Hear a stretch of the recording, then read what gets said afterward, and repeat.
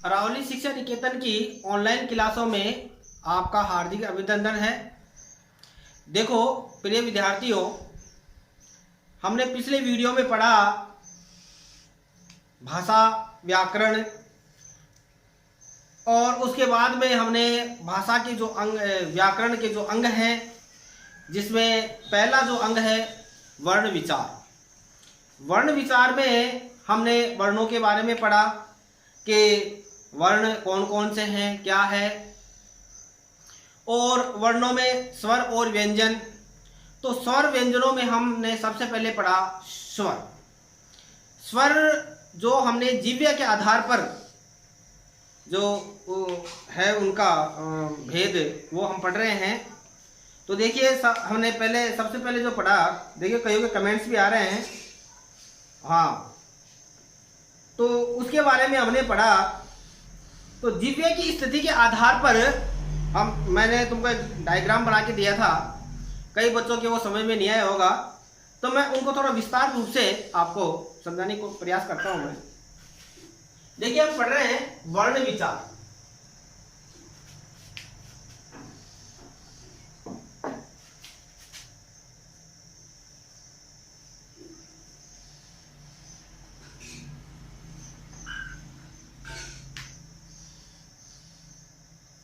और वर्ण विचार में हम पढ़ रहे हैं स्वर,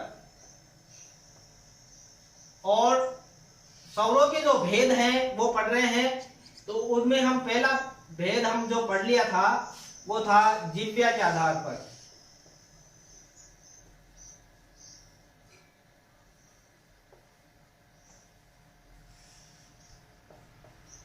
जिसमें आपको मैंने एक डायग्राम बनाया था। तो देखिए ये जो डायग्राम बनाया था वो कहीं के समझ में आया कि नहीं आया, तो देखिए मैं आपको विस्तार से बताता हूं। मैंने आपको एक डायग्राम बना के दिया था जिसमें कि अग्र, मध्य और पश्च ये आपको बताया था। तो देखिए अग्र स्वर कौन सा है?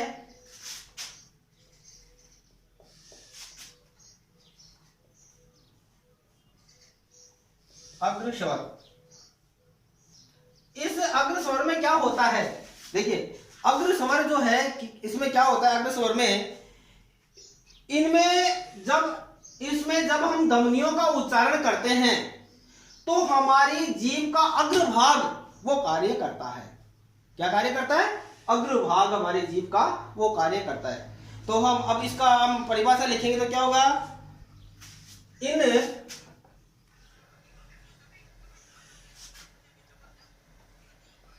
स्वरों के उच्चारण में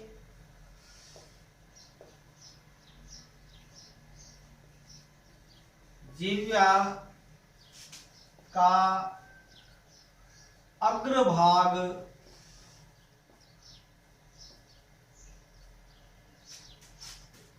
कार्य करता है।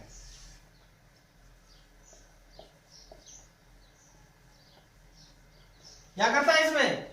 देखिए हमारी जीव्या क्या करता है? अग्रभाग, यानी इन स्वरों के उच्चारण में जीव्या का अग्रभाग कार्य करता है। अग्रभाग यानी वही आपको मैंने बताया था कि आगे का भाग कार्य करता है या सक्रिय रहता है। अब देखिए इसमें कौन कौन से हैं अग्रभाग में? एक तो है ई, छोटा ई, एक है बड़ा ई, और एक है ऊ और एक बड़ा। तो देखिए इसमें दोनों है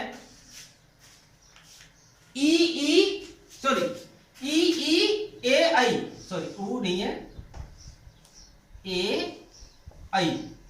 ये चारों वर्ण यानी हमारी जो जीव्या है इसमें स्वरों के उच्चारण में जीव्या का अग्रभाग कार्य, या हम इसको ऐसे भी लिख सकते हैं सक्रिय। क्या लिख सकते हैं हम इसको? सक्रिय रहता है या कार्य करता है। तो इसमें देखिए ई, बड़ा ई, ए ओ आई। अब हम अगला चलेंगे मध्य स्वर। अब ख में आता है मध्य स्वर। मध्य स्वर।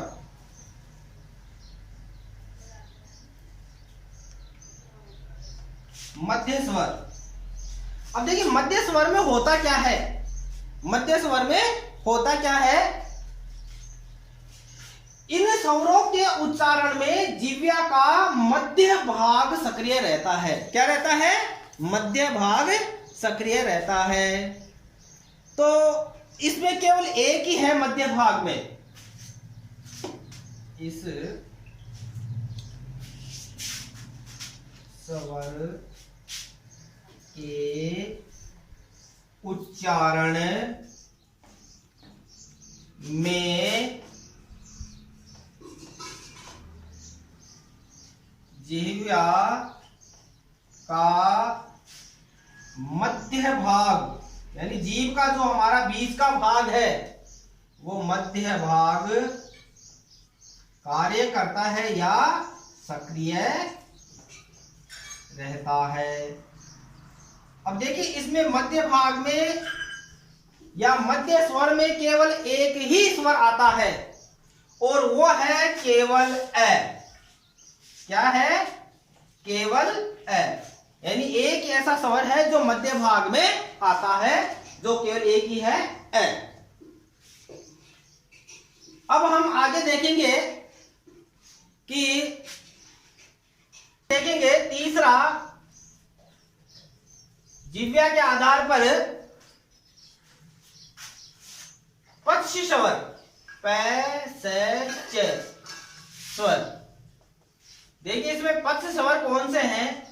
इसमें क्या होता है कि हमारी जो जीभ है उसका अंतिम यानी पिछला या पक्ष यानी पिछला भाग जो है वो कार्य करता है या सक्रिय रहता है। तो इसकी परिभाषा देखिए, इन स्वरों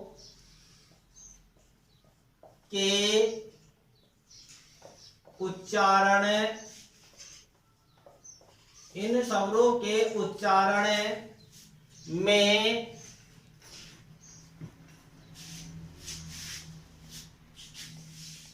जिह्वा का पक्ष यानी पिछला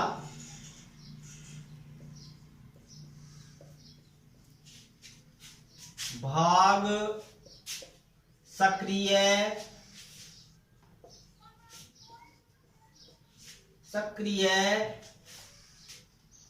रहता है। पिछला भाग सक्रिय रहता है। अब देखिए पिछले भाग में जो सक्रिय रहने वाले जो स्वर हैं वो देखिए कौन कौन से हैं। इसमें है आ, बड़ा जो दोनों के बीच में आता है ओ, जो ग्रहण किया गया है, अ, ई, बड़ा ई, ऊ, बड़ा ऊ, और ओ और औ। देखिए ये इसमें सक्रिय रहते हैं। तो कौन कौन से सक्रिय रहते हैं? देखिए इसमें रहता है आ, और एक जो अपन ने लिया है कौन सा, जो ग्रहण किया गया है वो, और हाँ ये देखिए सॉरी, ऊ, बड़ा ऊ, ओ औ। ये देखिए पश्य स्वर में आते हैं। किसमें आते हैं? ये पश्य स्वर में आते हैं। आ, ऊ, बड़ा ऊ, ओ और औ। तो इस प्रकार कितने हो गए? 1 2 3 4 5 6। तो 6 जो है ये पश्य स्वर में आते हैं। जब इनका उच्चारण करते हैं तो हमारी जो जीभ रहती है वो, उसका जो पिछला भाग है वो सक्रिय रहता है। अब हम आगे इसी का वर्ण विचार में जो अगला है वो हम देखेंगे। तो देखिए इसका दूसरा जो भेद है स्वरों के भेद में, जिसमें दूसरा है ओष्ठाकृति के आधार पर। किसके आधार पर? ओष्ठाकृति के आधार पर। तो देखिए इसमें बी है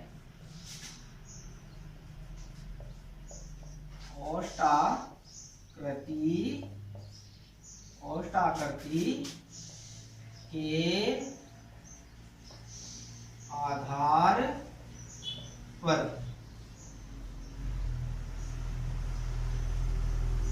ओष्ठ आकृति के आधार पर। अब ये ओष्ठ आकृति के आधार पर जो है, इसका मतलब क्या है? ओष्ठ आकृति के आधार के मतलब क्या है कि हमारे जो होठों का, हमारे जो होठ हैं अधर, इनकी आकृति कैसी हो जाती है, यानी जब हम इनका उच्चारण करते हैं तो हमारे होठों की आकृति किस प्रकार से हो जाती है, वो उस आधार पर इसके भेद बताए गए हैं स्वरों के ओष्ठ आकृति के आधार पर। अब देखिए ओष्ठ आकृति में सबसे पहले है वृत्ताकार स्वर।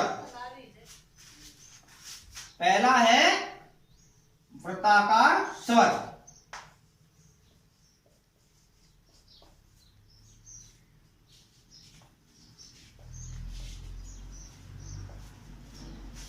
देखिए वृत्ताकार स्वर में क्या होता है कि हमारे जो होठों का आकार है वो किसके समान हो जाता है?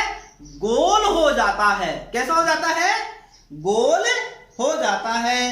यानी कि होठों का आकार कैसे हो जाता है? गोल हो जाता है। जिसमें कौन कौन से आते हैं? आ, उ, बड़ा उ, ओ और औ। इन, देखिए इसका परिभाषा देखिए, इन स्वरों के उच्चारण में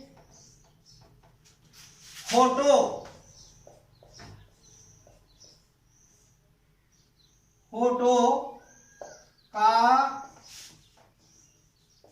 आकार वृत्ताकार। वृत्ताकार का मतलब होता है गोल। गोल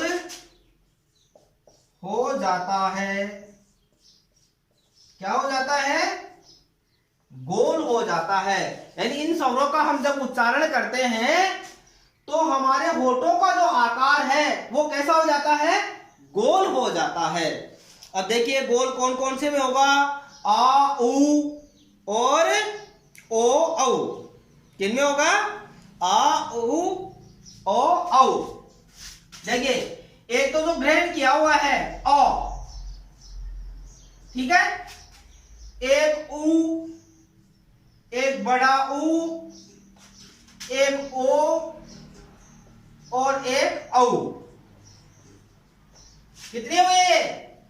5। देखिए अब इनका हम उच्चारण करेंगे तो हमारे होठों का आकार कैसे हो जाएगा? गोल हो जाएगा। जैसे अ गोल हो गया, उ, ओ, औ, तो हमारे होठों का आकार कैसे होगा? गोल हो गया। तो इसलिए हम इनको क्या कहेंगे? वृत्ताकार स्वर कहेंगे। अब आगे देखते हैं, आप इसको नोट कर लीजिए। देखिए आपको जैसे मैं समझाता जा रहा हूं, जैसे बताता जा रहा हूं, तो अगर आपको फिर भी कोई समझ में नहीं आए, किसी प्रकार की आपको कोई समस्या है समझने में, तो आप कमेंट बॉक्स में जाइए और वहां जाकर के आप जो भी आपकी समस्या है वो लिख दीजिए। हम आपको दोबारा उसका रिवीजन करवा देंगे, उसके बारे में आपको दोबारा से हम बता देंगे। तो आप देखिए सबसे पहले इसको अपनी कॉपी में नोट कर लीजिए। अगला देखिए दूसरा इसी का भेद, एक तो वृत्ताकार हो गया, अब दूसरा देखिए है, इसी में है अवृत्ताकार। अवृत्ताकार स्वर। देखिए इन स्वरों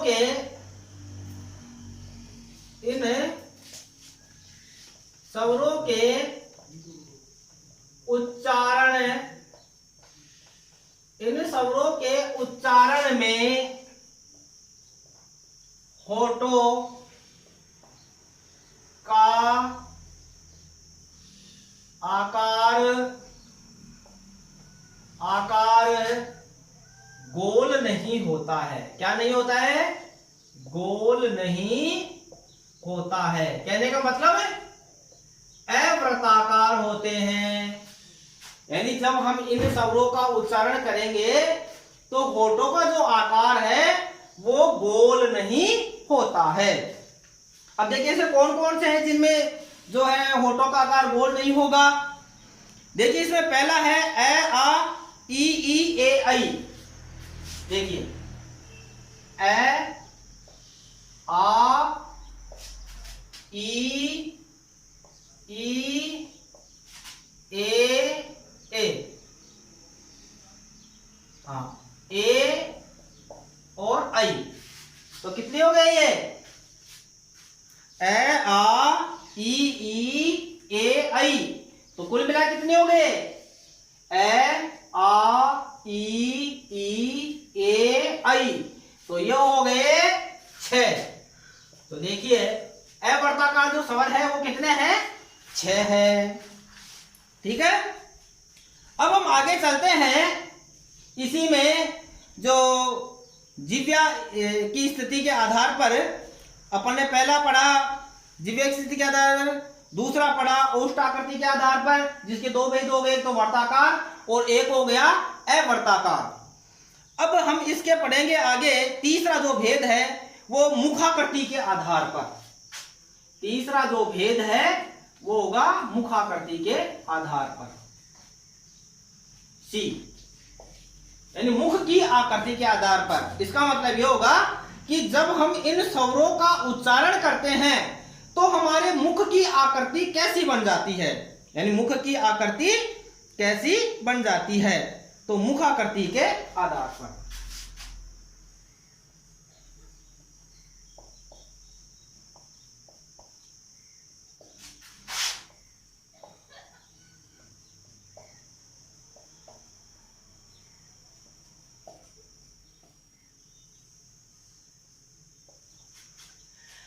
देखिए हम देखेंगे कि हमारे मुख की आकृति कैसी हो जाती है, कि हमारा मुख जो है कैसा परिवर्तित तो बदलता है, उसमें कैसा रूप बन जाता है मुख का, वो हम जानेंगे।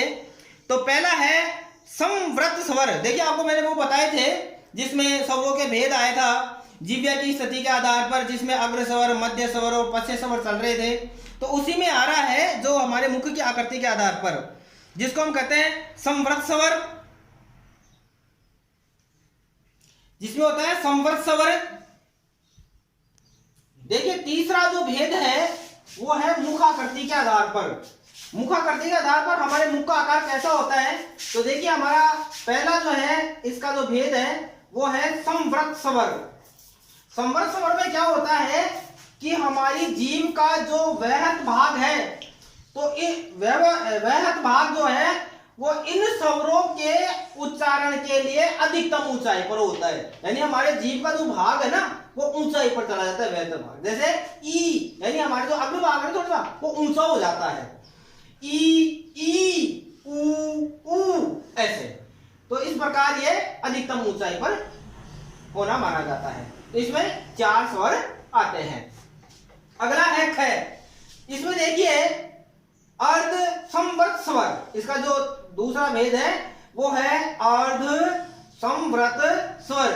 इसमें क्या होता है कि उच्चारण के समय जीभ की ऊंचाई संवृत की तुलना, संवृत यानी जो ये अपने पढ़ा संवृत जिसमें ऊंचाई पे होता है, तो उसकी तुलना में कम रहती है, यानी ये नीचाई पे रहती है, जीभ थोड़ी सी नीचे रहती है उच्चारण में। कैसे? एक तो देखिए कौन कौन से हैं, 2 हैं, ए ओ, यानी इनके बजाय ई ऊ के बजाय ये हमारे जीभ का जो ऊंचाई है वो संवृत की तुलना में कम रहती है, जिसमें है ए ओ। अगला है इसका तीसरा भेद। अगला तीसरा जो भेद है, हाँ देखिए ये मैंने आपको जो पढ़ाया है इसको आप पहले तो अपने कॉपी में नोट कर लीजिए।